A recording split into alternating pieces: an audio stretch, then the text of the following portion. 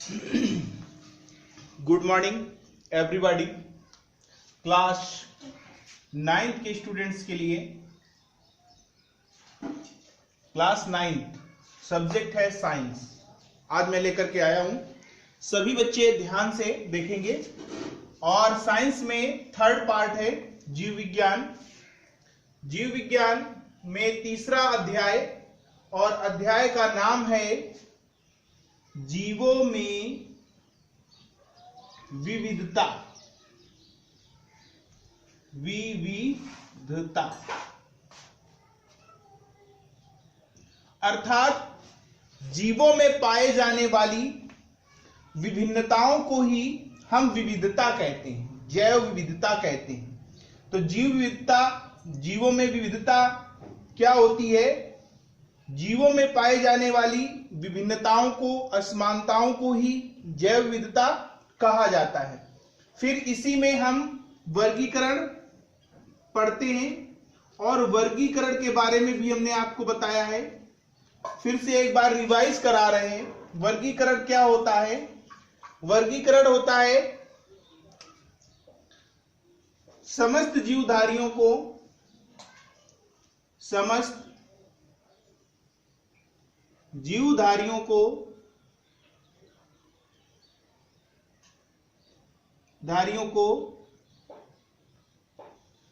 उनके लक्षणों के आधार पर, उनके लक्षणों के आधार पर पहचान कर या यूं कह दें समानताओं या असमानताओं के आधार पर पहचान कर। यहां पर यह भी कह सकते हैं, इसके स्थान पर क्या कह सकते हैं? समस्त जीवधारियों को समानताओं व असमानताओं में पहचान कर वर्गों और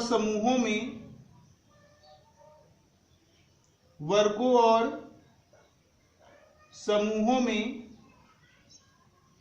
विभाजित करने की प्रक्रिया, विभाजित करने या बांटने की प्रक्रिया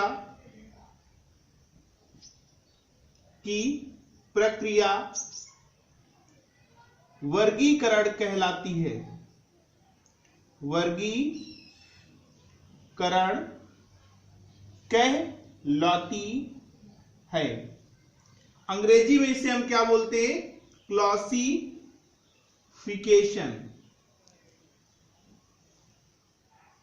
अगला बिंदु आता है, हमें जीवों का वर्गीकरण करने की क्या आवश्यकता हुई।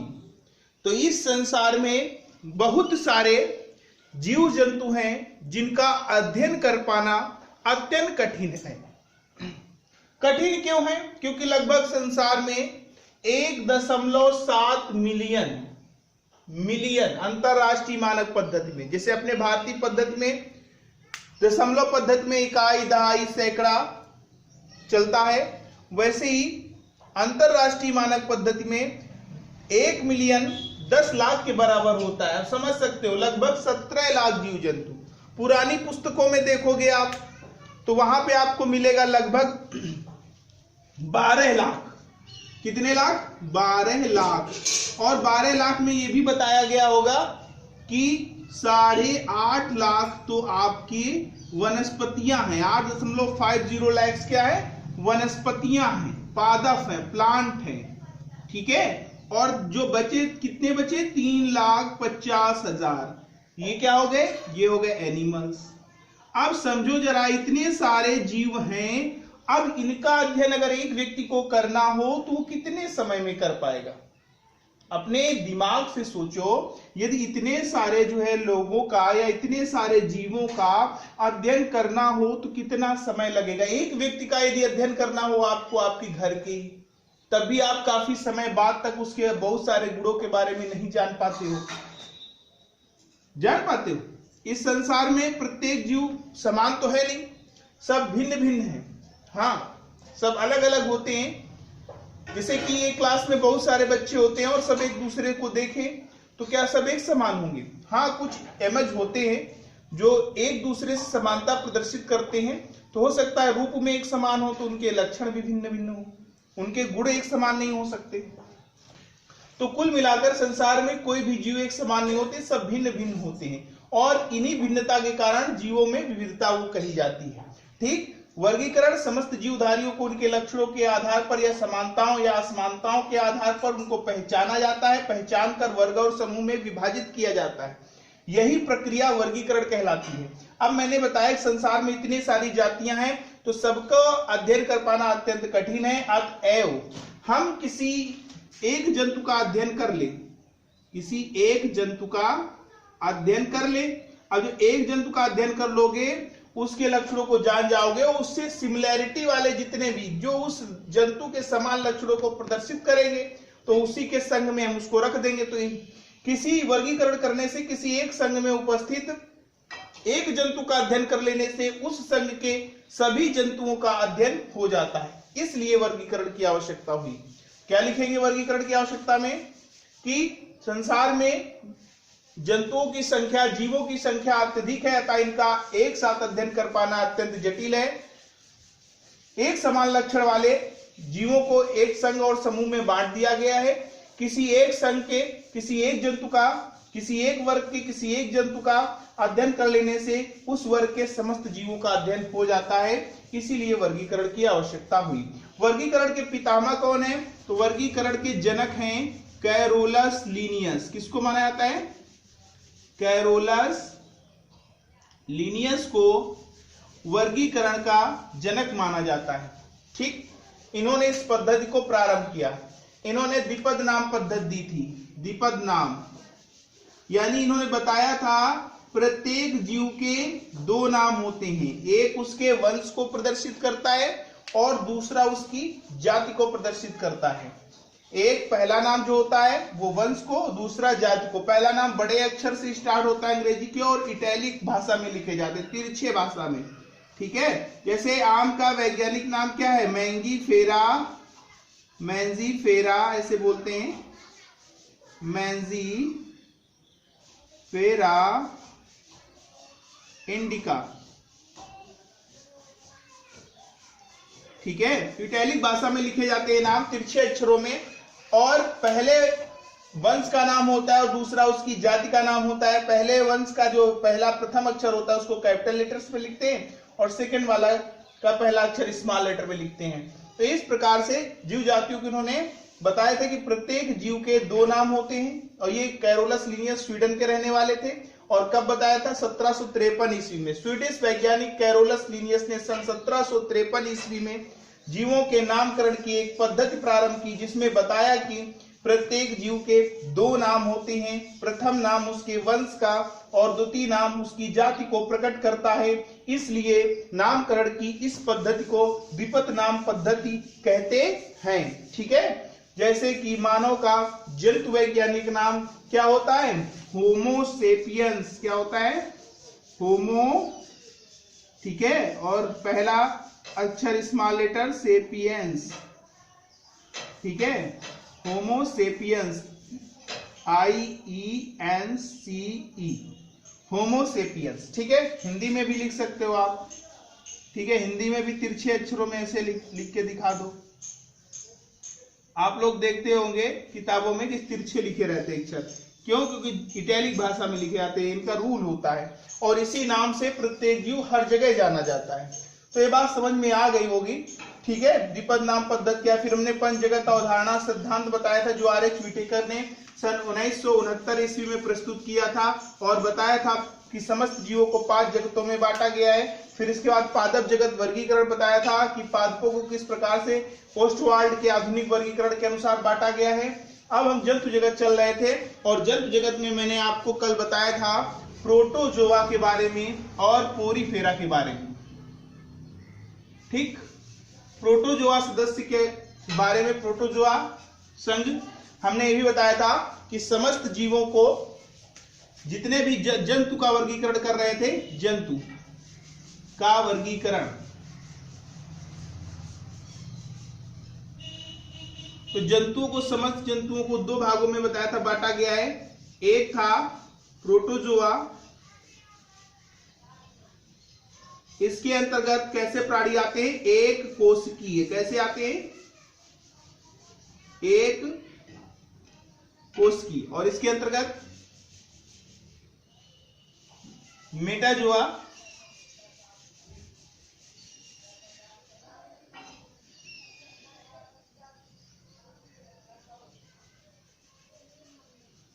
अर्थात बहुकोशिकीय।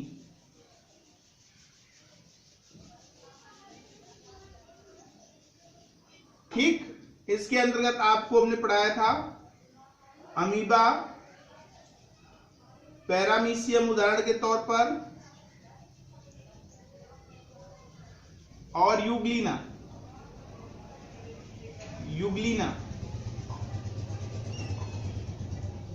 ये जंतु इसके उदाहरण होते हैं। मेटाजोआ को पुनः दो भागों में बांट दिया गया है। एक भाग अकशेरुकी नॉन कार्डेटा,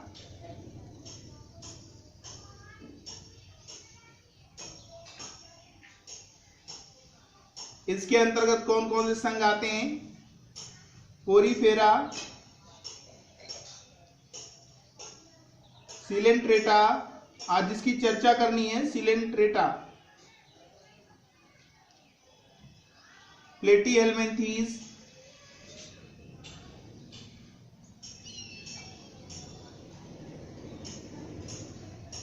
इसके बाद में एस्केल हेल्मिन्थीस, एस्के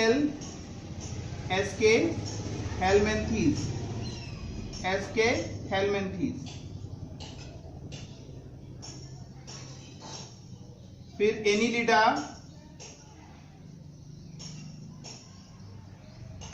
फिर एनिलिडा के बाद में आता है आपका आर्थ्रोपोडा,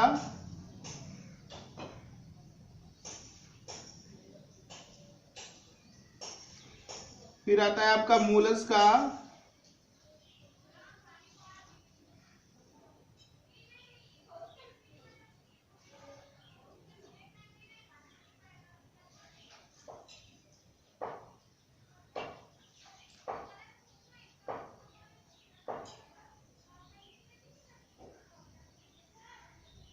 इकाइनोडर्मेटा।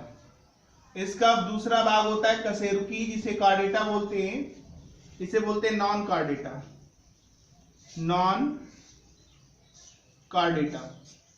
ये कहलाता है भाग आपका कार्डेटा यानी कशेरुकी। जिनमें पृष्ठरज्जु पाई जाती है वो कशेरुकी कहलाते हैं। जिनमें जीवन की किसी भी अवस्था में पृष्ठरज्जु नहीं पाई जाती है वो अकशेरुकी। कार्डेटा को दो भाग कर दिए गए। कौन कौन से? एक्रेनिएटा और क्रेनिएटा।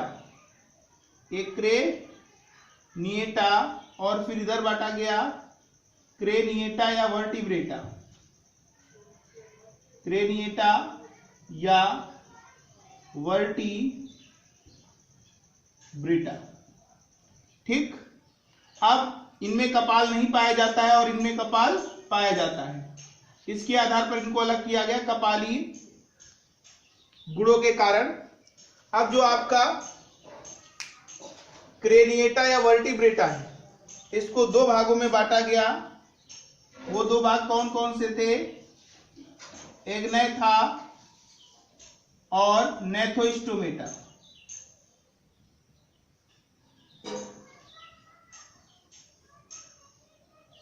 एग्नेथा में आपका आता है साइक्लोस्टोमेटा, जिसमें पेट्रोमाइजान को पढ़ते हैं। साइक्लोस्टोमेटा वर्ग यह विलुप्त प्राणी हैं। पेट्रोमाइजान उदाहरण के तौर पर क्या दे देंगे? पेट्रोमाइजान जंतुओं से चिपकी हुई पाई जाती है। नेथोस्टोमेटा, इसमें पहला आता है महावर्ग प्रथम, जिसको तीन भागों में बांटा गया। पहला था प्लेकोडर्मी,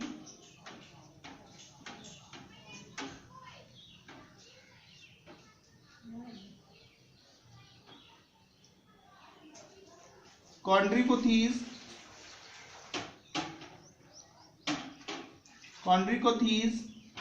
और तीसरा होता है ऑस्ट्रिकोथीज।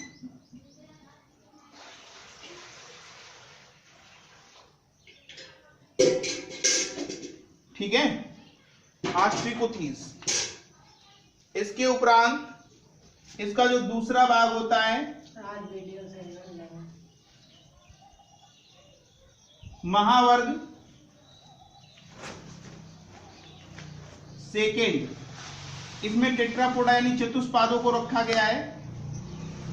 चतुष्पादों, चतुष्पादी जंतु आते हैं जिन्हें बोलते हैं टेट्रापोडा। टेट्रापोडा, इनको 4 अधिवर्गों में बांटा गया है। कितने में? 4 अधिवर्गों में।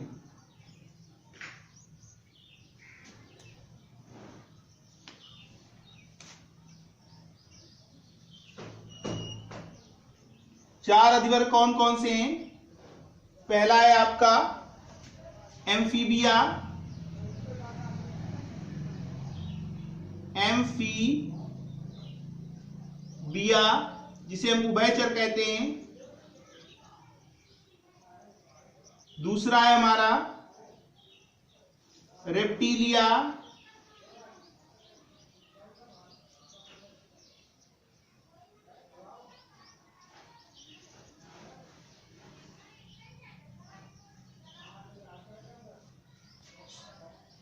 सरीसृप।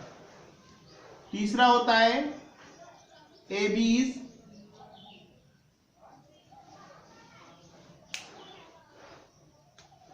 जिसे हम पक्षी वर्ग कहते हैं।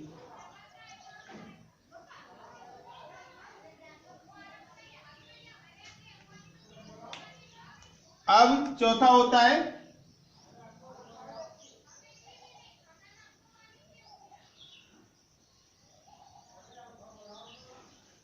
मैमेलिया यानी स्तनधारी।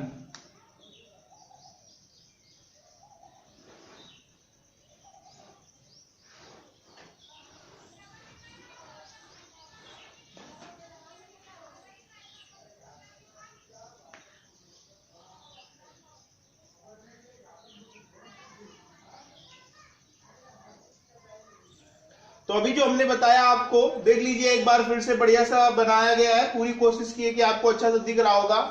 ठीक है, जहां समझ में ना रहा हो तो कमेंट करके बता देंगे। ये पूरे जंतुओं का, जंतु का वर्गीकरण दिया गया है। जंतु जगत का, जंतु को 2 भागों में बांटा गया, प्रोटोजोआ मेटाजोआ, एक कोष की, बहुकोष की। ठीक है, और एक कोष की में आपके आते हैं अमीबा, पैरामीशियम, यूग्लिना। मेटाजोआ में अकशेरुकी और कशेरुकी 2 भाग, Chordata, non Chordata. Non Chordata में Porifera, Coelenterata, Platyhelminthes, Aschelminthes, Annelida, Arthropoda, Mollusca, Echinodermata. फिर इसके बाद में चलते हैं हम लोग कार्डेटा की ओर। कार्डेटा में कपाल के पाए जाने और ना पाए जाने के आधार पर 2 भाग किए गए। पहला एक्रेनिएटा, दूसरा क्रेनिएटा या वर्टिब्रेटा। इसको जो है जिसमें कपाल पाए जाते थे उनको क्रेनिएटा कहा गया। 2 भागों में डिवाइड किया गया। एक नैथा, नेथोस्टोमेटा। एक नैथा में आपका साइक्लोस्टोमेटा वर्ग है, जिसके अंतर्गत एक जंतु आता है जिसका नाम होता है पेट्रोमाइजान। ये समुद्र में पाया जाता है, मछलियों से चिपक करके रहता है और अधिकतर जीव जंतु इसके विलुप्त हो चुकी हैं। नेथोस्टोमेटा को पुनः 2 भागों में बांटा गया। एक कहलाया महावर्ग फर्स्ट, दूसरा कहलाया महावर्ग सेकेंड। महावर्ग फर्स्ट में मत्स्य को रखा गया है, यहां लिख देंगे मत्स्य को, मछलियों को। ये मछलियां 3 प्रकार की होती हैं। प्लेकोडर्मी जो छोटी वाली होती हैं, और फिर उससे बड़ी कॉन्ड्रिकोथीज और सबसे बड़ी ऑस्ट्रिकोथीज। ठीक है, महावर्ग सेकंड में टेट्रापोडा यानी 4 पैरों से चलने वाले जंतु आते हैं, चतुष्पादी। इनको 4 जो है अधिवर्गों में बांटा गया है। नीचे देखेंगे एम्फीबिया उभयचर अर्थात रेप्टिलिया, सरीसृप वर्ग, एबीज पक्षी वर्ग, मैमेलिया अर्थात स्तनधारी। अब हम इसको साफ कर देते हैं बेटा। प्रोटोजोआ के बारे में भी हमने बता दिया है, पोरीफेरा के बारे में भी हमने बता दिया है। अब हम सिलेंट्रेटा की बात करेंगे, तो हम इसको साफ कर देते हैं।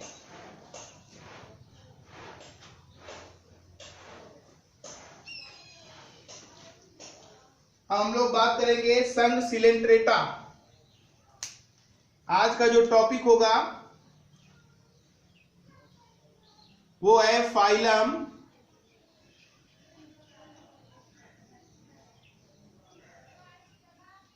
सिलेंट्रेटा,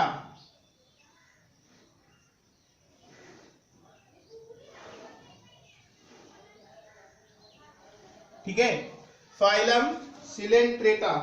तो इसकी स्पेलिंग लिख लेंगे सिलेंट्रेटा की, COCLEN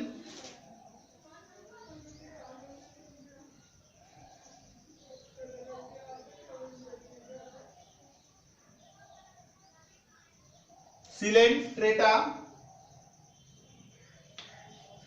देखिए ये जो सिलेंट्रेटा शब्द है दो शब्दों से मिलकर के बना है। एक शब्द है सील, सेल इसे बोलते हैं, इसका अर्थ होता है खोखला।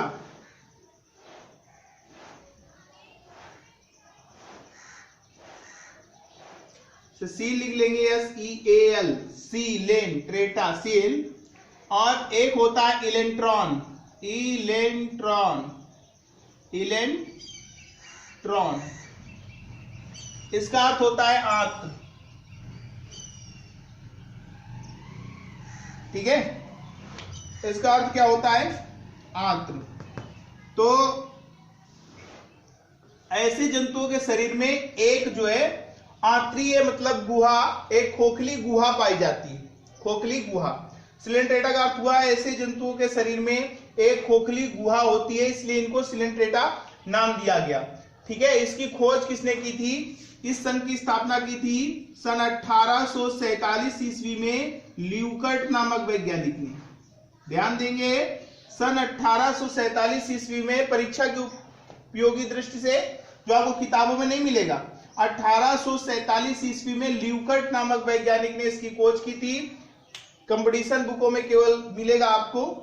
दूसरी बात 1878 ईस्वी में एक वैज्ञानिक थे जिनका नाम था हेरचेक, ठीक है, ध्यान देंगे, जिनका वैज्ञानिक नाम था हेरचेक। उन्होंने जो है इस हेरचेक जी ने 1878 में इन्होंने क्या किया था, इस संघ की स्थापना की थी, सिलेंट्रेटा संघ की स्थापना, सिलेंट्रेटा संघ की स्थापना।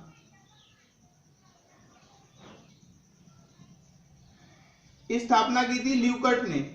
1878 में हेरचेक ने इसे नाइडेरिया नाम दिया था, अर्थात इसका एक और नाम हो गया नाइडेरिया। तो हम यहां पर इसे नाइडेरिया भी बोल सकते हैं, नाइडेरियस। तो ये भी हेडिंग डाल सकते हो आप, सिलेंट्रेटा या नाइडेरिया, संघ सिलेंट्रेटा या नाइडेरिया। फाइलम की हिंदी क्या होती है, संघ। तो संघ सिलेंट्रेटा या नाइडेरिया भी कह सकते हो। ल्यूकर्ट ने इसकी स्थापना की 1878 ईस्वी में, हेरचेक ने इसे नाइडेरिया नाम दिया। अब इस समय प्रेजेंट टाइम पर मैं आपको बता दूं, इसे दो भागों में बांट दिया गया है, एक तो नाइडेरिया है और दूसरा इसका जो सेकेंड पार्ट है, सेकेंड पार्ट वो टीनोफोरा कहलाता है, टीनोफोरा, आधुनिक वर्गीकरण में। लेकिन आपके जो सिलेबस में है आप उतना देखिए। सिलेंट्रेटा संघ की स्थापना ल्यूकर्ट ने की, हेरचेक ने इसको जो है नाइडेरिया नाम दे दिया, ठीक है। अब इसके बाद में हम चलते हैं इस संघ के सामान्य लक्षणों के बारे में। इस संघ के सामान्य लक्षण क्या होते हैं, सामान्य लक्षण। अभी तक जो आप पढ़ रहे थे, इसके पहले वाले दो संघ, उन दोनों संघों में जो जीव थे या जंतु थे, जीव ही होंगे, जंतु होंगे तो, जो जंतु थे उनका शरीर कोशिकीय स्तर का बना होता था। किसका बना होता था, कोशिकीय स्तर का। लेकिन अब जो हम संघ पढ़ रहे हैं इसमें विविधता पाएगी, अर्थात ये विकसित हुए, विकसित होकर के इसमें क्या पाया गया, ऊतक स्तर का शरीर संगठन, ऊतक स्तर का, अर्थात ऊतकों का निर्माण प्रारंभ हो चुका था। यह ऐसा पहला संघ था जिसमें ऊतक बनने लगे थे। तो हम कह सकते हैं इस संघ के जंतुओं में ऊतक पाए जाते हैं, अर्थात इनके शरीर का शारीरिक संगठन ऊतक स्तर का होता है। नंबर 1, इनके शरीर का शारीरिक संगठन ऊतक स्तर का होता है। ये समुद्र में पाए जाने वाले जंतु होते हैं। ये क्या होते हैं, इनमें केवल एक गुहा पाई जाती है, इनमें एक गुहा पाई जाती है, खोखली गुहा पाई जाती है, खोखली गुहा पाई जाती है, ठीक है। जिसे सिलेंट्रान बोलते हैं। क्या बोलते हैं? इस खोखली गुहा को सिलेंट्रान बोलते हैं। अगला नंबर डालेंगे, लिखेंगे इनके जो बाहरी स्तर होता है, इनका जो भ्रूण होता है, भ्रूण 2 जनन स्तरीय होता है, द्विकोरकी भी कह सकते हैं। अर्थात यह जंतु कैसे होते हैं? द्विकोरकी अर्थात इनके शरीर में 2 स्तर पाए जाते हैं, बाह्य स्तर और अंतः स्तर। ठीक, 2 जनन स्तर पाए जाते हैं, एक्टोडर्म और एंडोडर्म। तो पहली बात, इनका शरीर का शारीरिक संगठन, इनके शरीर का शारीरिक संगठन ऊतक स्तर का होता है। नंबर 2, इनमें एक गुहा पाई जाती है जिसे सिलेंट्रान कहते हैं, खोखली गुहा पाई जाती है। नंबर 3, ये द्विकोरकी होते हैं। ठीक है, द्विकोरकी होते हैं अर्थात 2 स्तर से इनका निर्माण होता है, एक बाह्य स्तर जिसे हम एक्टोडर्म बोलते हैं, एक अंतः स्तर जिसे हम एंडोडर्म बोलते हैं। और ये भी हम लिख सकते हैं कि यह अरीय सम्मित वाले जंतु होते हैं, और ये अरीय सम्मित वाले जंतु होते हैं। ठीक है ना, सम्मितीय कल हमने बताई थी कुछ। ठीक है, अरीय सम्मित कहीं से भी आप विभाजित करो। दूसरी बात हो गई, इनका जो आधारी भाग होता है वो सिलेंडर के समान बेलनाकार होता है और ऊपरी भाग छतरी के समान होता है। ये भी आप लिख सकते हो, ऊपरी भाग कैसा होता है? छतरी के समान होता है। इनमें जो है भोजन का अवशोषण और उत्सर्जन एक ही छिद्र के द्वारा होता है, अर्थात जिससे भोजन करते हैं उसी के माध्यम से एक ही मुख के द्वारा उत्सर्जन भी होता है और इनमें अवशोषण भी होता है भोजन का। अतिरिक्त कोई छिद्र नहीं पाया जाता, अर्थात इनमें गुदा नहीं पाई जाती है। ये भी लिख सकते हैं, इनमें गुदा नहीं पाई जाती है। इन जो संघ के जंतु होते हैं उनमें स्पर्शक पाए जाते हैं। इस संघ के जंतुओं में स्पर्शक पाए जाते हैं और स्पर्शक में जो है दंश कोशिकाएं पाई जाती हैं। इस संघ की मुख्य विशेषता दंश कोशिकाएं। ठीक है, स्पर्शक पाए जाते हैं, स्पर्शकों के पास दंश कोशिकाएं होती हैं और दंश कोशिकाओं के द्वारा ये अपने शिकार को क्या करते हैं? मूर्छित कर देते हैं, या दूसरे से अपनी रक्षा करने के लिए उसे जो है धोखा देकर के भाग जाते हैं। दंश कोशिकाएं जो है उसको दंश देती हैं जिससे वो मूर्छित हो जाता है और उतने समय में ये जो है निकल जाते हैं। तो इनमें दंश कोशिकाएं उनके स्पर्शकों में पाई जाती हैं। ठीक है, ये लैंगिक व अलैंगिक दोनों प्रकार का जनन करते हैं। तो इस प्रकार से इसके जो सामान्य लक्षण होते हैं वो समाप्त होते हैं। तो आज का संघ था सिलेंट्रेटा। अब इसके बाद जो संघ आता है वो अगला है प्लेटीहेल्मिन्थीज। कौन सा है? प्लेटीहेल्मिन्थीज। अगला संघ जो है प्लेटीहेल्मिन्थीज। प्लेटी का अर्थ क्या होता है? चपटे। और हेल्मिन्थीज का अर्थ क्या होता है? कृमि। चपटे कृमि इसके अंतर्गत आते हैं, जैसे फीता क्रम, टेप वर्म। ठीक है, तो इसके बारे में हम आपको अगले वीडियो में बताएंगे, क्योंकि हमारा जो है दूसरा वीडियो था इस लेसन से संबंधित। तो चपटे कृमि आप लोग जो है YouTube पर जरूर देखें और जो कमियां हो, जो त्रुटियां हो मेरे पढ़ाने में उनको भी लिखें। कुछ बच्चे होंगे, कुछ बड़े लोग भी देखते होंगे हमारे वीडियो को, तो जो त्रुटियां हो उनको भी जो है कमेंट्स बॉक्स में लिखें, ताकि मैं जान सकूं कि मेरे अंदर क्या कमी है और उनको दूर करके अच्छे से अच्छा पढ़ाने का प्रयास करूं। ठीक है, तो संघ प्लेटीहेल्मिन्थीज, चपटे क्रम, और जहां भी कोई प्रॉब्लम है, कुछ पूछना है तो पूछ भी सकते हैं। ठीक है, तो संघ प्लेटीहेल्मिन्थीज में चपटे क्रम में आते हैं। और सिलेंट्रेटा के उदाहरण भी देख लेते हैं। सिलेंट्रेटा के भी उदाहरण आपने नहीं पढ़े तो सिलेंट्रेटा संघ के उदाहरण में कौन कौन से जंतु आते हैं? जैसे हो गया आपका जेलीफिश, इसको सिलेंट्रेटा संघ में पढ़ेंगे। और इसके साथ साथ में ठीक है हम किसको पढ़ेंगे? हाइड्रा। ठीक, इसको भी इसी के अंतर्गत रखा गया है। तो सिलेंट्रेटा के संघ के अंतर्गत तो इसको हाइड्रा, जेलीफिश आदि ये सब जो है ये किसके अंतर्गत आते हैं? सिलेंट्रेटा संघ के अंतर्गत आने वाले जंतु हैं। धन्यवाद, नमस्कार। लाइक जरूर करिए, क्योंकि मुझे पता चलेगा कि आप लोग जो है लाइक करोगे तो मुझे लगेगा कि मैं थोड़ा सा जो है अच्छे से और पढ़ाऊं, ताकि आप लोग और लाइक करें। ठीक है, धन्यवाद।